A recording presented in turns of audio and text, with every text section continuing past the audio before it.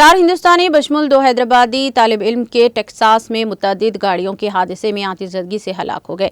Texas में US 75 पर एक अलमनाक हादसा जुमे की से पहर हैदराबाद के 2 शहरियों समेत 4 हिंदुस्तानी शहरियों की जान चली गई। ये तसादुम व्हाइट स्ट्रीट के बिल्कुल करीब दोपहर 3:30 बजे के करीब हुआ।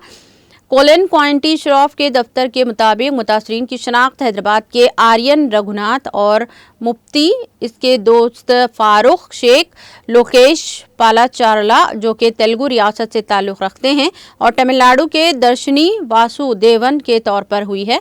तसादुम जिसमें तकरीबन 5 गाड़ियां शामिल थी इस वक्त शुरू हुई जब मुबैना तौर पर तेज़ रफ्तारी से सफ़र करने वाला एक ट्रक SUV को पीछे से टक्कर दिया जिसमें मुतासरीन सफ़र कर रहे थे। हमला इतना शदीद था कि SUV में आग भड़क उठी जिससे चारों अफराद अंदर फंस गए और निकलने में नाकाम रहे।